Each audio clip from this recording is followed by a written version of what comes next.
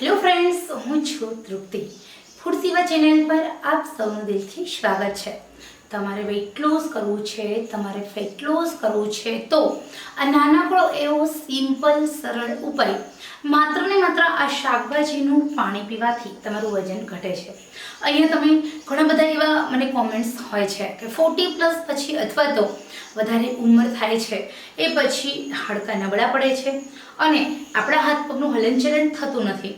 તો એવા ટાઈમે આપણે વેટ લોસ કરવા માટે શું કરવું જોઈએ, અથવા તો વધતા વજનને અટકાવવા માટે અને જેમ જેમ તમારી ઉંમર થાય છે તો એ ઉંમરની સાથે તમારે કેમ ફિટ રહેવું. તો અહીંયા દરેક સ્ત્રી અને પુરુષ માટે, દરેક પ્રેગ્નન્ટ લેડી માટે, દરેક વર્કિંગ વુમન માટે કે જે પોતાના ખાનપાનમાં ટાઈમ નથી આપી શકતી, એમના માટે જે ડાયટ ટિપ્સ છે હું તમને આપું છું. આ ડાયટ ટિપ્સની મદદથી અને સાથે થોડું અમથું તમે ધ્યાન રાખશો એટલે ખરેખર ઇઝીલી તમારું વેટ લોસ થશે, તમારું ફેટ લોસ થશે અને સાથે ઘણા બધા રીતે તમને ફાયદાકારક થશે.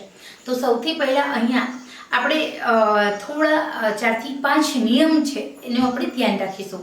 તો પહેલી વાત છે કે જેમ આપણી ઉંમર થશે એમ આપણું પાચન તંત્ર નબળું પડે છે. તો એવા ટાઈમે તમારે તમારા પાચન તંત્રને થોડું સ્ટ્રોંગ રાખવું છે, તમારા પાચન તંત્રને તમારે ફિટ રાખવું છે. તો એના માટે તમારે શું કરવાનું છે? તો તમે જે ખોરાક ખાઓ છો તે વધારે પ્રમાણમાં પ્રવાહી ખોરાક ખાઓ, જેના કારણે તમારા પાચન તંત્રને સ્ટ્રેસ ઓછો પડે છે પચાવવા માટે. બીજું, જેમ તમે પ્રવાહી ખોરાકનું સેવન વધારે કરો છો, જેમ કે ઓરેન્જ જ્યુસ પીવો, નિયમિત રીતે દાડમનું જ્યુસ પીવો. દાડમના જ્યુસની અંદર આયર્ન હોય છે, ઓરેન્જ જ્યુસમાં એન્ટીઓક્સિડન્ટ્સ હોય છે. નિયમિત ગ્રીન જ્યુસ પીવે, પાલકનું જ્યુસ પીવાથી તમને લોહ તત્વ મળે છે. તમારા વાળ, આંખો, સ્કિન, કિડની, ફેફસા, લીવર આ બધાને મેગ્નેશિયમ, પોટેશિયમ મળે છે. સાથે તમે મગનું પાણી પીવો. મગનું પાણી પીવાથી તમારા શરીરની અંદર પ્રોટીન મળે છે, સાથે ડાયટી અને સેલ્યુલોઝ નામનું ફાઇબર મળે છે.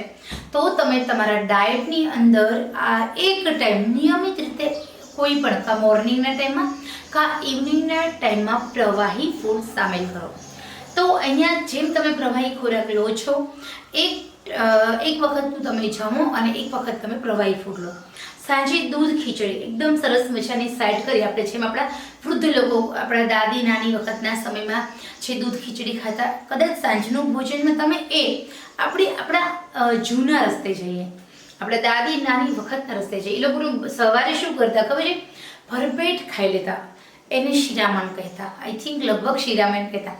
સવારે ચા અને રોટલો ખાઈ લે, પછી બપોરનું જમવાનું આવે ને એટલે સવાર કરતાં થોડું ઓછું જમતા અને રાત્રે માયનોર દૂધ ખીચડી જ જમતા. અને પણ સાંજે 7:30 થઈને મંદિરમાં આરતીનો ટાઈમ હોય ત્યારે એમનો વાળીનો ટાઈમ ફિક્સ કે ચલો ભાઈ, મારા બાપુજી હતા, અમે લોકો ગામડે રહેતા, મારું ચાઇલ્ડહુડ ટાઈમ છે ને અમારું ગામડે સ્પેન્ડ થયું છે. તો એ ટાઈમે એમનો બસ મંદિરનો ટાઈમ થાય જ્યારે આરતીનો, ત્યારે એમને જમવાનો ટાઈમ થતો કે ચલો મારો ભાઈ બીજા બધાને મોડું જમવું હોય તો જમે, પણ આપણો ટાઈમ થઈ ગયો છે. તો સાંજે 7 વાગે, 6:30 થી 7માં એ જમી લેતા અને 8 વાગે સૂઈ જતા. તો ચલો આપણે કદાચ એ ટાઈમ પર પાછા ન ફરી શકે, એવી રીતે આપણે લાઈફસ્ટાઈલ ન કરી શકે, પરંતુ મોડામાં મોડું 8 વાગ્યા સુધી જમો. રાતનું ભોજન પ્રવાહી લો. બપોરનું ભોજન છે એની અંદર તમે જે ખોરાક ખાઓ છો એ નિયમિત રીતે ચાવીને ખાઓ. સાથે થોડી એક્સરસાઇઝ કરો, યોગા કરો, પુષ્કળ પ્રમાણમાં પાણી પીવો. આટલું જ કરશો એટલે નહીં તમારું વજન વધે, નહીં તમારું પાચન તંત્ર નબળું પડે, સાથે તમને ઘણા બધા ફાયદાઓ થશે. તો આશા રાખું છું કે આ સરસ મજાની ઇન્ફોર્મેશન તમને પસંદ આવશે. માત્ર ને માત્ર 1 મહિના સુધી તમારા ડાયટની અંદર તમે પાલક સામેલ કરો, તમારા ડાયટની અંદર તમે મગનું પાણી સામેલ કરો, તમારા ડાયટની અંદર તમે આ 2 જ ફ્રૂટ્સ છે એ સામેલ કરો. ખરેખર તમારા જીવનની અંદર પોઝિટિવ ફેરફારો થાય છે. તમારા જેમ ખોરાક ચેન્જ થાય છે, જેમ પાચન તંત્ર સારું થાય છે, એમ તમને થાક લાગતો બંધ થાય છે, સ્ટ્રેસ નથી આવતું, તમારા હોર્મોન્સ ચેન્જ થાય છે, એ અનબેલેન્સ થાય છે, એ સ્ટોપ થાય છે. સાથે તમારા શરીરની અંદર ઘણા બધા ફેરફારો થતા હોય છે. જેમ નાનું બાળક હોય એને મોટું કરવા માટે આપણે કેટલું ધ્યાન રાખીએ છીએ, તો એ જ રીતે આપણી ઉંમર થાય છે ત્યારે પણ આપણી હેલ્થને આપણે નાના બાળકની જેમ ધ્યાન રાખવાનું હોય છે. તો હવે પહેલું સુખ તે જાતે નડિયા. આપણને કોઈ જ આપણે હેલ્થનું ધ્યાન રાખવા માટે કોઈ સલાહ સૂચન નહીં આપે. તમે ડૉક્ટર પાસે જશો, ડૉક્ટર પાસે ડાયટ ચાર્ટ લખાવશો, પરંતુ એની અંદર એવું ફૂડ તો ચોક્કસ હશે કે જે ફૂડના કારણે તમે ડૉક્ટર પાસે જઈ શકો. કારણ કે તમે નહીં જાઓ તો એમના હોસ્પિટલના બિલ કોણ ભરશે? તમે એમની પાસે જાઓ છો, એમની ફોલોઅપની ફીસ છે, એમની મેડિસિન્સ છે, તો એના કારણે એમના સ્ટાફના પગાર કોણ ચૂકવશે? આપણે જ ચૂકવવાના છે. તો હવે એ તો તમે સાવ હોસ્પિટલ નહીં જાઓ એવું ડાયટ પ્લાન તો આપશે નહીં. તો એના માટે બેટર છે કે આપણે જાતે આપણા શરીરને શું સુટેબલ છે, આપણા શરીરને કયું ફૂડ સુટેબલ છે, આપણે જાતે નક્કી કરીએ. આપણો ડાયટ પ્લાન આપણે જાતે નક્કી કરીએ. નિયમિત રીતે થોડું સૂર્યપ્રકાશમાં બેસો, થોડું ખુલ્લા પગે ચાલો, પુષ્કળ પ્રમાણમાં પાણી પીવો, ખાનપાનમાં જેમ ઉંમર થાય જેમ પ્રવાહી ખોરાક સામેલ કરો, અને સાથે સાથે તમે રીડિંગ કરો, અને સાથે રોજ નવા 10 મિત્રોને મળો. કદાચ તમે બહાર ના જઈ શકો તો વિડીયો કોલથી વાત કરો, ચેટ કરો, પરંતુ રોજ તમે પોઝિટિવ થિંકિંગ માટે રોજ નવા મગજની અંદર વિડીયો જે થોટ્સ છે તમારા અપડેટ થાય એના માટે નિયમિત રીતે રોજ કોઈને કોઈ વ્યક્તિને મળવાનું રાખો. આટલું કરશો એટલે ખરેખર તમને દિલથી કહું છું ઘણા બધા ફાયદાઓ થશે.